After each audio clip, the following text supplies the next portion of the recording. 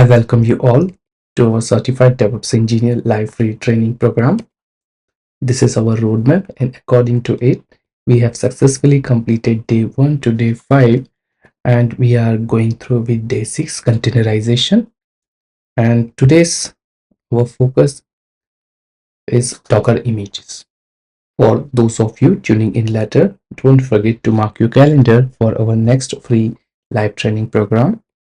You'll find a direct link in the description or comment section just below the title of this video. Here is a quick look at what our training registration form looks like.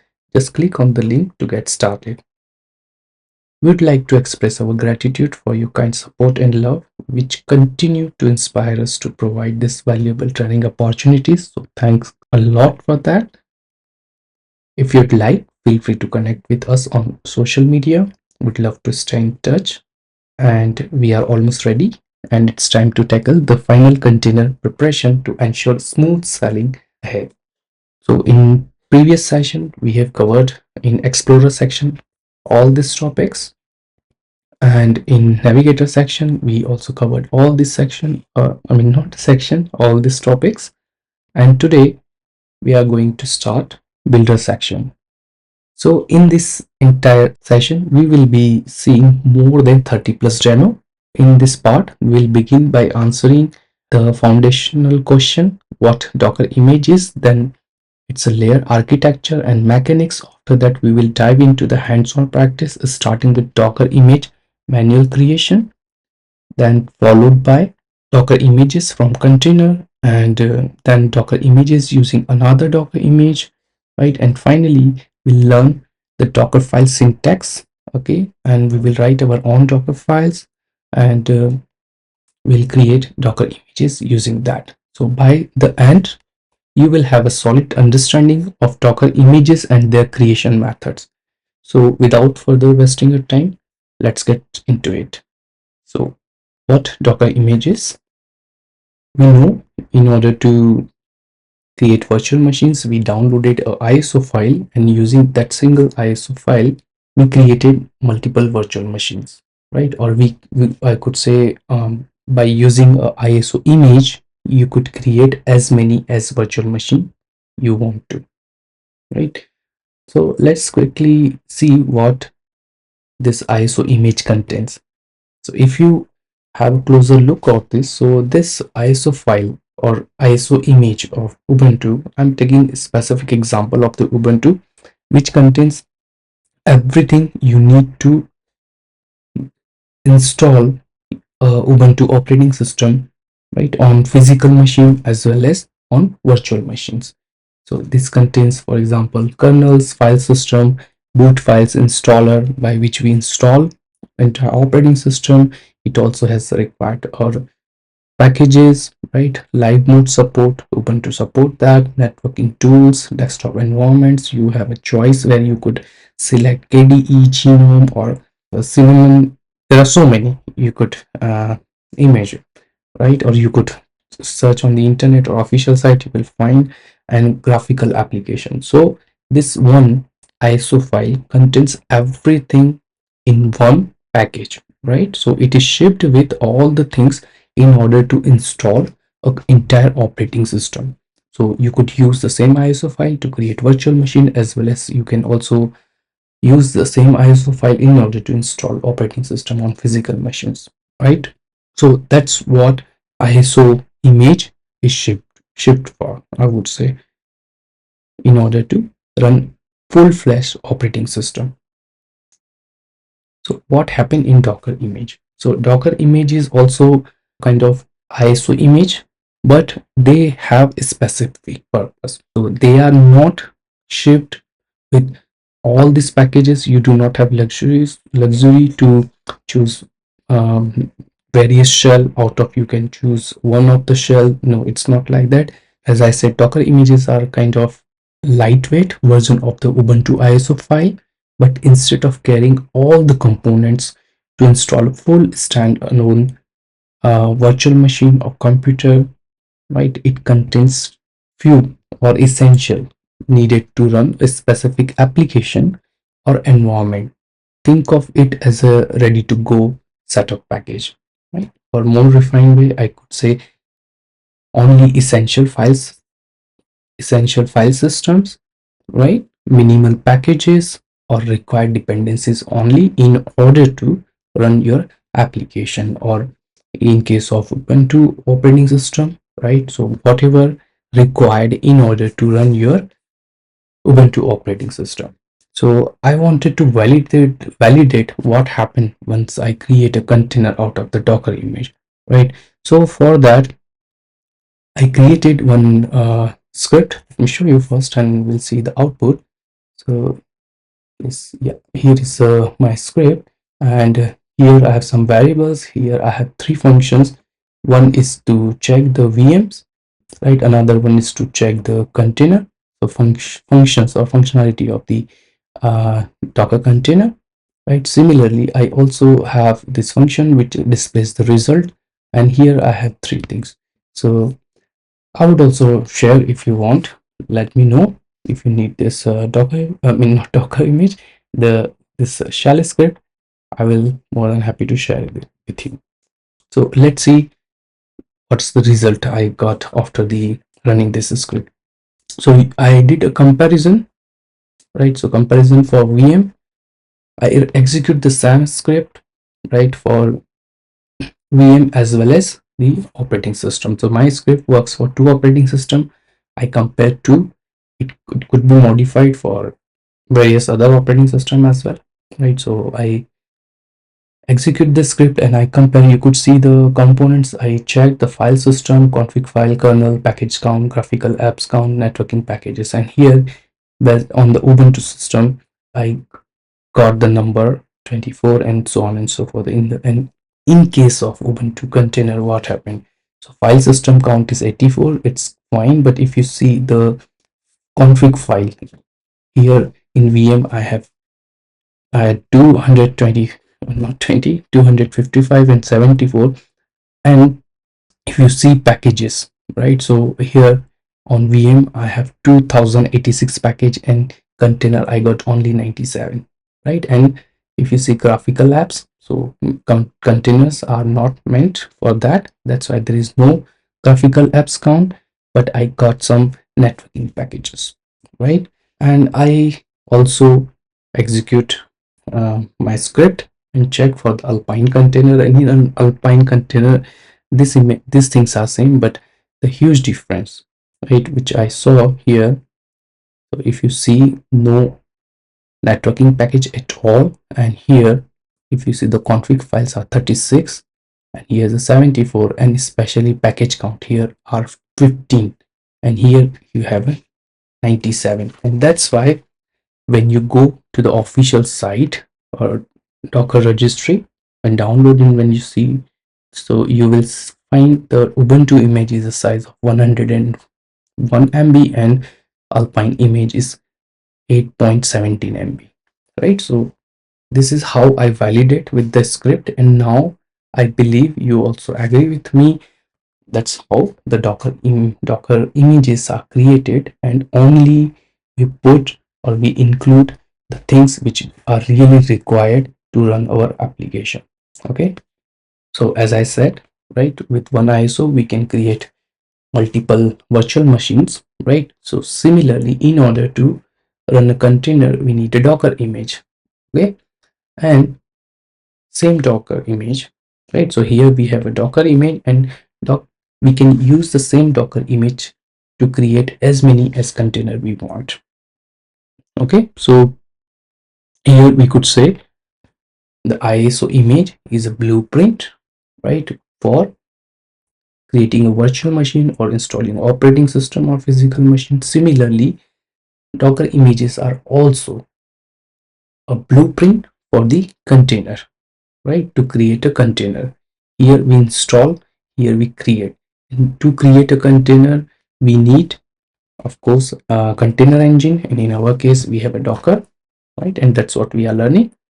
Remember, Docker image is simply, you could see, is a blueprint. If this question will be asked in interview, and most likely you will encounter this question, right, because this is very confusing term.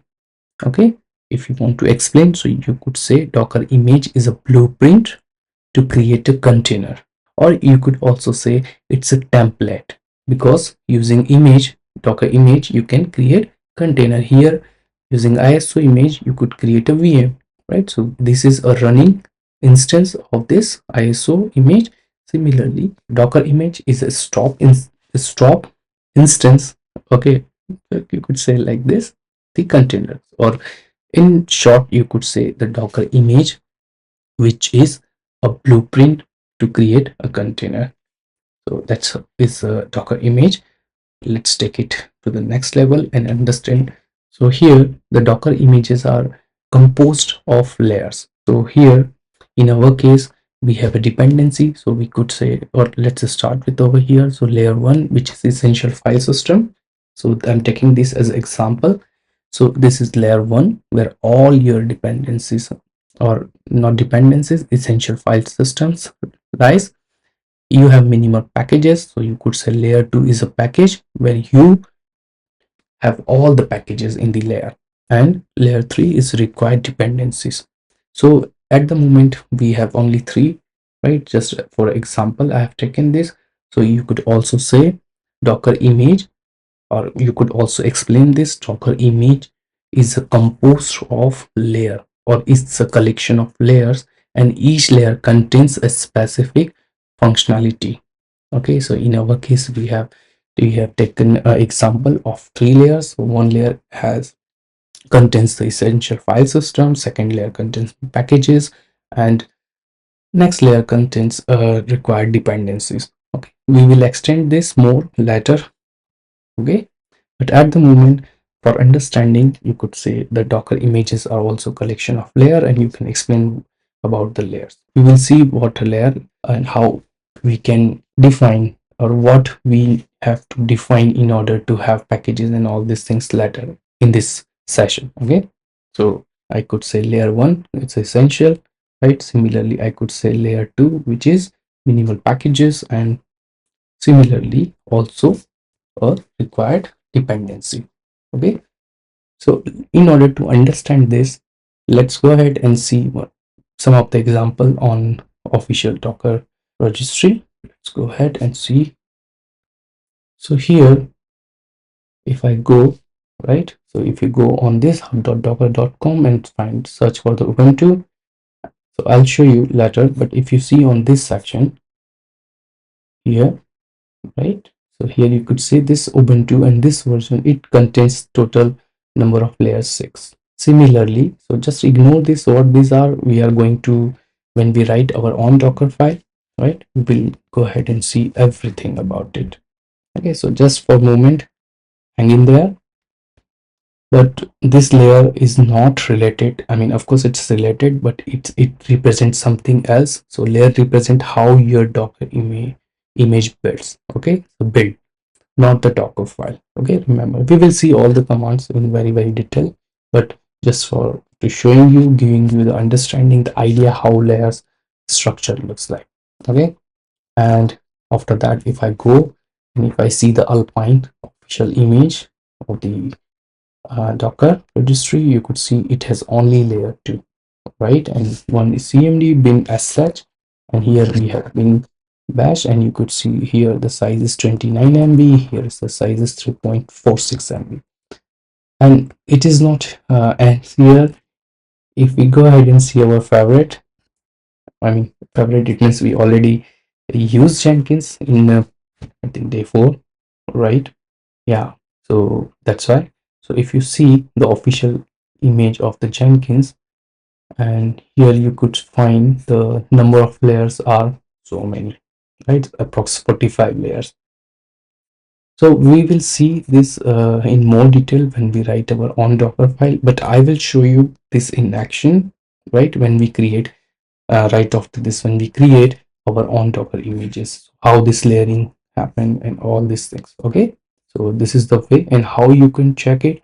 So for example, first you come over here, hub.docker.com. Right here I type Jenkins, and here you could see in this column how, if you are using any of the image, so how to see.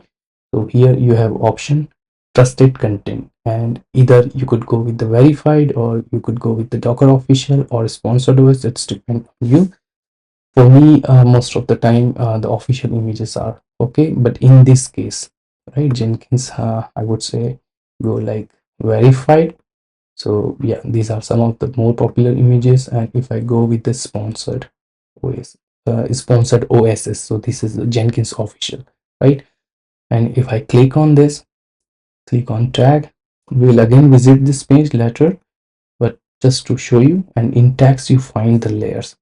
There is also command I will show you by which you can identify, or you could see all the layers of the images. Okay, but this is the way by which we can see. So we will go more detail deeper into in later section, but for time being it's enough, and let's hop back to our presentation. So here, this is the, I would say, the layering of the Docker images, and I think, not think, I believe that's enough on this concept. And now we are ready to create our own Docker images and see everything in the action. So for that, let's hop back to or switch to our terminal in order to create our very first Docker image. All right, so we are at terminal. Let's quickly see whether Docker is working or not. So not person Docker dash dash version. Okay, so we are using Docker version 28. Let's see what the status of server and client. I know we have a command version. Okay, so we got this Docker server and Docker client. So it means, so we got this Docker server and Docker client. Everything is working fine. And before we go ahead and let's see, do we have any image? We do not have an image. Docker ps -a, which will also include all the running and other stop container as well. So we do not have anything, we do not have any image. So let's first start creating Docker image. So Docker image, and so Docker image manually. Manually. So first question first, why do you need to create Docker image manually? So the answer is very simple. You come across any of the use case where you really have to create your own Docker image. Okay, in that case you can create your own Docker image which you do not, or any image is not available, okay, for your specific need. And why we are creating a Docker image manually? So the answer is, if you know how things happen manually, you will be able to do them very effectively in an automated way. Okay, so that's why very first I plan to show you how you can do, or you can create Docker images manually. Okay, so let's go ahead and start creating first manual Docker image. For that, we know we have one command, docker run, right? And the command is docker run and image name ubuntu. So when I execute this command, it's try, it says unable to find image ubuntu latest. So it turned out okay. I did okay, so because of the spelling mistake, so it could not find it locally as well as remote as well. Okay, so docker login denied request. Okay, so let's see, correct the spelling mistake. So let me clear the screen first. Docker run,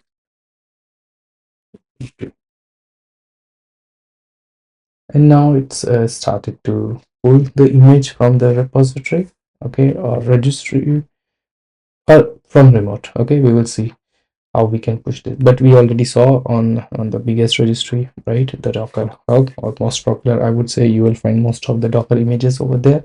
So now we have a Docker image. So let me list this. So this is one of the command. We also saw we have another command as well. This is the Docker image. right? So docker image ls is also one of the command. So either whatever is your preference, I'm very used to with this, I use this. So now we have image, but you see I did not run a command, right? To just pull an image, I create a command, and we know we already saw this in our previous previous part or previous session, right? Part one of day 6, right? To run a container, we have a command docker run ubuntu, right? So let's check what happened with the container. So docker ps, so definitely it got exited, right? And we also discussed in our previous part, right, why it exists. So because of this, so it didn't find the shell, right? So it just execute, but it is looking for this. So what we need to do here, let me clear first, and this time I will create a container like this, okay? Interactive way, because when shell command is executed, right, in the container, it finds to attach its shell somewhere, right? So that's why we have this command.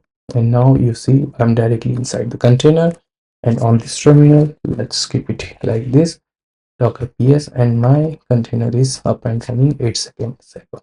Okay, it's completely fine. And this is how we run the container, but this is not our aim. Our aim is to create docker image manually. So for that, before we go ahead and create a docker image manually for Tomcat server, I would like to show you first one thing. Let's say my use case is to, or I need a container, okay, to execute a git command or to handle the workload regarding the git itself. So if I want to check, so there are several commands, but simple command is git version, and git command is not found, right? So let's give it a try like this, right? So still it says git command not found, so it is not checking this one, but there is no git at all. Similarly, if I type vim, so vim command is also not found. Okay, so simply when we execute a command, so it's, we know if command not found, it means this package is not installed at all. So let's clear this first. And in order to install any package or any package in ubuntu, we know the command sudo apt, but in case we do not have to type sudo, because everything inside, and so at the moment is we are as a root, and by which we can identify root at the rate this one, and we discuss this in our day 1 linux for devops part in very details. If you want to refresh, go ahead and refresh that. So but I show you how you can check whom is the command. So root, so simply we have apt, and I want to install, let's say first git and -y, and it will install the git for you. Or let's try with the vim that we are going to use. So you can install anything, okay, whatever is supported, and you could say redeem package list done and unable to locate package vim, right? So what's wrong with this? Is it not able to connect with the internet? So we can check with that as well, but I believe, let's see. So ping is also not found, right? So how we could check it? So here the thing is why it is not able to do this. So the reason is very simple. Very first time you need to execute a command apt update, okay?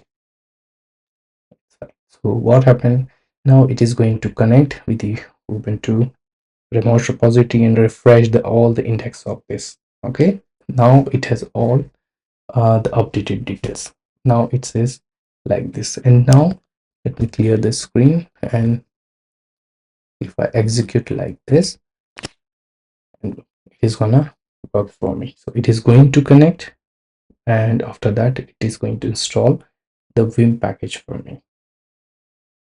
Very simple, straightforward, nothing special over here. And now if I execute the command vim, so I'm inside here, right? I can say like vim test file, let's say file 1, not file 1, test file 1, test file, right? And sorry, this is just file, and you're done with, right? So this is how we install the package inside the container. So now this is for the demonstration. So let's first create an image out of it, then we will go ahead and build the image for Tomcat. We have installed this package, so in order to create image out of this container, so we already installed. So let's say our use case was to have a Vim container, and we have done that. And now there are other ways as well you can create. We will come on that later, but step by step. Okay, so now my whatever service or whatever application I wanted to use, I'm done with that. And now it's time to create an image out of this customized container. Okay, so in order to create docker image out of it, okay, I have a command. But before that, let's see what images do we have. So we do not have any image at all, so we create docker, and the command is docker commit, right? Or instead of here, I will show you, but here we have already container. So here I will show docker commit. Okay, and then we have to copy. You could copy, sorry, the wrong, it's not the Linux terminal. I was using the same shortcut, right? On Mac it's a different, it's command C, not control shift C. So yeah, docker commit, and I have to copy this, I have to paste to this, and this is the container ID which I have selected. Okay, now simple, I have to give a name. So I will, let's give it a name, DSOC3 Vim. Okay, so you could give any name, I just chosen this name. So this is the command docker commit and container ID, and this one, hit enter, and let's see.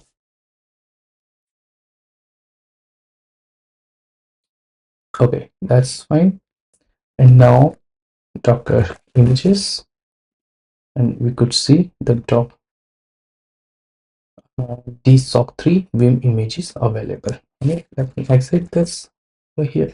Again the same, exit. Okay, yeah, over here, and now I have this image, right? So very simple, pretty much straightforward. Docker commit is the command, right? So we have to run docker commit, again container ID and the name of the image, what the name what you want to give, right? But that was not our aim. Our aim is to create image for Tomcat. So how I could do that? So to do that, very simple. This time I have VM, so let's create docker run, and I know I have to create docker IT, or instead of this, let me go ahead and create the container over here, right? So, okay, that's fine. We go over here, docker run dash IT, and I know the name DSOC3 Vim, right? And let me use one more thing, dash dash rm. So it means when I exit this container, it will be removed automatically. Okay, so I will not have overhead at the end. When we end the session, I will not be end up with so many container, right? So this is the one, and it says, oh, my bad. So it's not like this. I have to run the command. You could see I missed the n in docker. Of course, it's very smart enough, right? And I'm in, and I can see the, of course, we and Vim both are part. So yeah, we have Vim inside. So very first thing, in order to create or show you how this works, so let's create one script, vim, and let's say tomcat.sh. Okay, and in order to save over time, I already created that script, and let me first show you where is that script. So we saw this. Yeah. Okay, so let me first copy this and execute, or let me quickly show you what is this over here. So basically it performs the installation of wget tar openjdk, and it also download maven tar file, right, and do it manually. Okay, and after that it also do the same thing for the tomcat, and it start the tomcat server, and here we will get the summary, right? So I just created it script to save our 15 to 20 minutes, or maybe 30 minutes. I don't know how long it is gonna, or it could have been taken. So very simple, right? I think I missed something. Yep. So this is my bash script. Okay, I will also share this with you, but this is the hard way which I'm showing you over here. The easiest way, you could also done like this. Okay, apt install uh, maven or tomcat or like that. Okay, that is easiest way. So you, for your assignment, you could try it that way. Okay, but which is very simple, but I wanted to show you something is more complex. Okay, so I know now we have a script. So very simple thing, bash tomcat. Okay, so it's a initializing required dependencies, and let's see. So very same thing, ports on. So because it is gonna update first, right, then it will install. It is upgrading, and probably it's a 744 MB. So it seems my internet speed is good.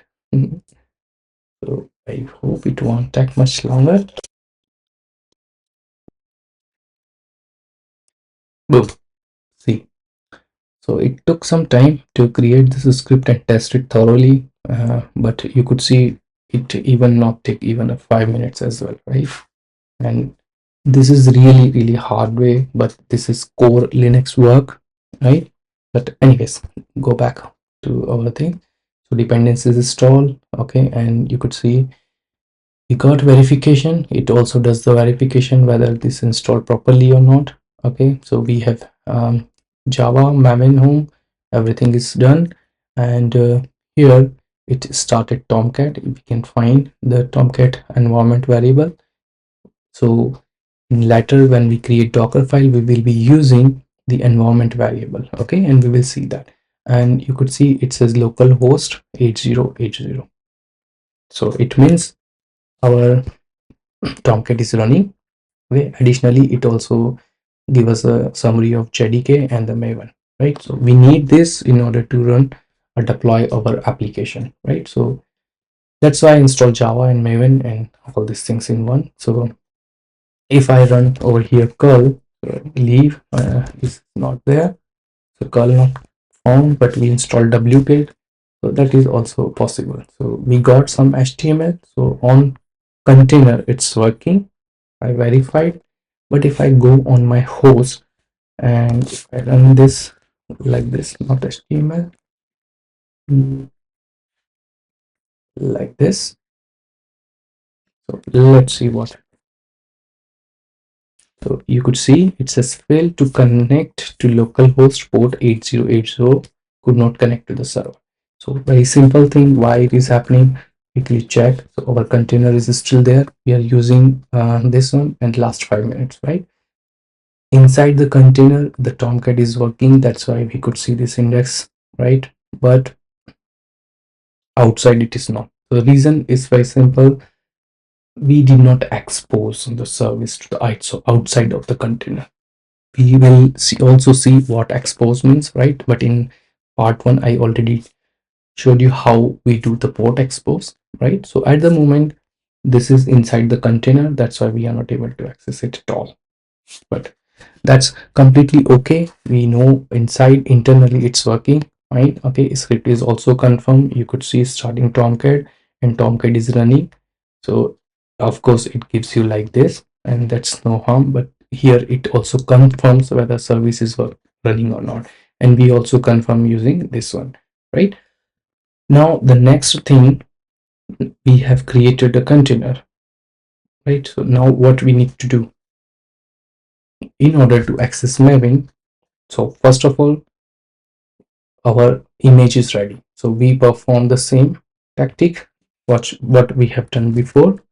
So docker commit, and this time let's use this name.